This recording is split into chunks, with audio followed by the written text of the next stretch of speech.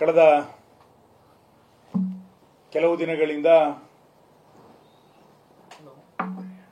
ಜಾತಿ ಗಣತಿ ಮತ್ತು ಅದರ ಕುರಿತಂತೆ ದೊಡ್ಡ ಪ್ರಮಾಣದಲ್ಲಿ ಇಡೀ ರಾಜ್ಯದಲ್ಲಿ ಚರ್ಚೆಗಳು ನಡೀತಾ ಇದೆ. ಬಿಜೆಪಿ ತನ್ನ ಆಡಳಿತದ ಅವಧಿಯಲ್ಲಿ ಕೇಂದ್ರ ಮತ್ತು ರಾಜ್ಯದಲ್ಲಿ ಸಬ್ಕಾ ಸಾಥ್ ಸಬ್ಕಾ ವಿಶ್ವಾಸ್ ಈ ಘೋಷಣೆ ಅಡಿನಲ್ಲಿ ನಮ್ಮ ಕಾರ್ಯಕ್ರಮಗಳನ್ನು ಆಡಳಿತವನ್ನು ನಿರಂತರವಾಗಿ ನಾವು ನಡೆಸ್ತಾ ಬಂದಿದ್ದೇವೆ. ಆದರೆ ಮುಖ್ಯಮಂತ್ರಿ ಸಿದ್ದರಾಮಯ್ಯನವರು ತಮ್ಮ ಆಡಳಿತದ ಎಲ್ಲ ಅವಧಿಗಳಲ್ಲಿ ಮತ್ತು ಈ ಜಾತಿ ಗಣತಿ ಒಂದು ತರ ಸಬ್ಕಾ ವಿಭಜನ್. ನಿಮ್ ಜೊತೆ ಕೆಲಸ ಮಾಡಿದ್ ಬಹಳ ಖುಷಿ ಆಯ್ತು. ನೀವೇ ಬೆಸ್ಟ್ ಬಾಸ್. ಇಷ್ಟು ಮ್ಯಾನೇಜರ್ ಆಗಿದ್ದೆ, ಇನ್ ಮುಂದೆ ಬಾಸ್ ಆಗ್ತೀನಿ. ಹೇಗೆ? ಬಾಸ್ ವಾಲಾ ಬಿ ದ ಬಾಸ್. ಸಬ್ಕಾ ಶೋಷಣ್ ಅನ್ನುವಂತ ದೃಷ್ಟಿಯನ್ನ ಇಟ್ಟುಕೊಂಡೇ ಈ ಜಾತಿ ಗಣತಿಯನ್ನ ಸ್ವತಃ ಮುಖ್ಯಮಂತ್ರಿಗಳೇ ಬರೆಸಿದರೆ ಅನ್ನುವಷ್ಟರ ಮಟ್ಟಿಗೆ ಅನುಮಾನಗಳು ಇವತ್ತು ದಟ್ಟ ಆಗ್ತಾ ಇದೆ.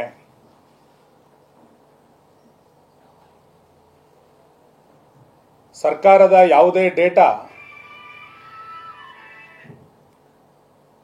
ಏಕತೆಗಾಗಿ ಉಪಯೋಗ ಆಗಬೇಕೇ ವಿನಃ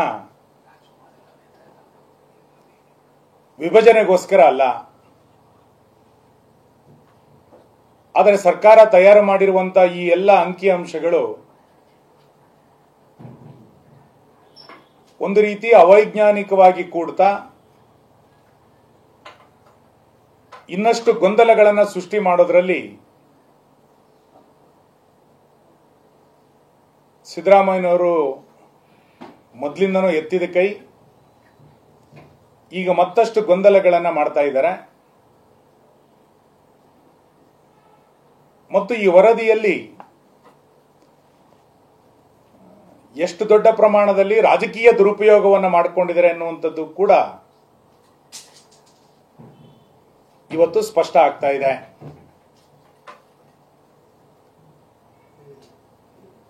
ವರದಿ ಸಾಮಾಜಿಕ ಸಮೀಕ್ಷೆ, ಶೈಕ್ಷಣಿಕ ಸಮೀಕ್ಷೆ, ಆರ್ಥಿಕ ಸಮೀಕ್ಷೆ ಅನ್ನೋದ್ರ ಜೊತೆನಲ್ಲೂ ಕೂಡ ಸಂಖ್ಯಾಬಲದಲ್ಲಿ ದುರ್ಬಲ ಅನಿಸಿಕೊಂಡಂತಹ ಸಾಕಷ್ಟು ಹಿಂದುಳಿದ ವರ್ಗಗಳಿಗೆ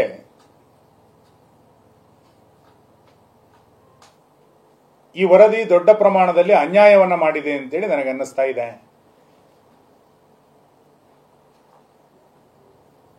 ಹೆಸರೇ ಕೇಳದಲೇ ಇರುವಂತಹ ಜನಸಂಖ್ಯೆನಲ್ಲಿ ಬಹಳ ದುರ್ಬಲ ಆಗಿರುವಂತಹ ಮತ್ತು ಸರ್ಕಾರದ ಅವಕಾಶಗಳು ಯೋಜನೆಗಳು ಸಿಗದೇ ಇರುವಂತಹ 350ಕ್ಕೂ ಹೆಚ್ಚು ಹಿಂದುಳಿದ ವರ್ಗಗಳು ರಾಜ್ಯದಲ್ಲಿದೆ. ನನಗಿರುವಂತಹ ಕೆಲವು ಮಾಹಿತಿಗಳ ಪ್ರಕಾರ ರಾಜ್ಯದ 400ಕ್ಕೂ ಹೆಚ್ಚು ಹಿಂದುಳಿದ ವರ್ಗದ ಸಮುದಾಯದವರು ಇಲ್ಲಿಯ ತನಕ ಗ್ರಾಮ ಪಂಚಾಯಿತಿ ಸದಸ್ಯರು ಕೂಡ ಆಗ್ಲಿಕ್ಕೆ ಆಗಿರಲಿಲ್ಲ.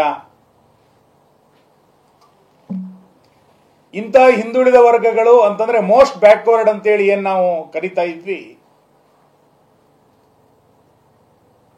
ಅಂತವರನ್ನ ಮತ್ತಷ್ಟು ಪ್ರಪಾತಕ್ಕೆ ತುಳಿಯುವಂತ ಕೆಲಸವನ್ನ ಈ ಜಾತಿ ಗಣತಿ ವರದಿ ಇವತ್ತು ಮಾಡ್ತಾ ಇದೆ. ನನಗೆ ಬಹಳ ಆಶ್ಚರ್ಯ ಆಗಿದ್ದು ಮತ್ತು ಇದು ಯಾವ ರೀತಿಯಾದಂತಹ ವೈಜ್ಞಾನಿಕ ಸಮೀಕ್ಷೆ ಅಂತೇಳಿ ಅರ್ಥ ಆಗದಲ್ಲೇ ಇರೋದು ಅಂತಂದ್ರೆ, ನಾವು ಯಾವ ಸಮುದಾಯದ ವಿರುದ್ಧವೂ ಅಲ್ಲ, ಆದರೆ ಸರ್ಕಾರದ ಅಂಕಿಅಂಶಗಳನ್ನು ವೈಜ್ಞಾನಿಕವಾಗಿ ನಡಿಬೇಕು. ಈ ಹಿಂದೆ ಇದ್ದಂತ ಪ್ರವರ್ಗ 1, ಆ ಪ್ರವರ್ಗ 1 ಮೋಸ್ಟ್ ಬ್ಯಾಕ್ವರ್ಡ್ಗಳಿಗೆ ಸೇರಿದ್ದು. ಇವತ್ತು ಆ ಮೋಸ್ಟ್ ಬ್ಯಾಕ್ವರ್ಡ್ಗಳಿಗೆ 1B ಅಂತೇಳಿ ಹೊಸ ಪ್ರವರ್ಗವನ್ನ ಉದ್ಭವ ಮಾಡಿ ಕ್ರಿಯೇಟ್ ಮಾಡಿ ಅದಕ್ಕೆ ಸಿದ್ದರಾಮಯ್ಯನವರು ಪ್ರತಿನಿಧಿಸುವಂತಹ ಸಮುದಾಯವನ್ನ ಸೇರಿಸೋದ್ರ ಮುಖಾಂತರ ಸಣ್ಣ ಸಣ್ಣ ಸಮುದಾಯಗಳು ಇನ್ನು ಮುಂದೆ ಯಾವುದೇ ಅವಕಾಶಗಳನ್ನೆಲ್ಲ ಪಡೆಯೋದ್ರಲ್ಲಿ ಅವಕಾಶ ವಂಚಿತರಾಗುವಂತ ಪರಿಸ್ಥಿತಿ ಖಂಡಿತ ನಿರ್ಮಾಣ ಆಗ್ಬಿಡುತ್ತೇನೋ ಅಂತೇಳಿ ಅನುಮಾನಗಳು ನಿರ್ಮಾಣ ಆಗ್ತಾ ಇದೆ.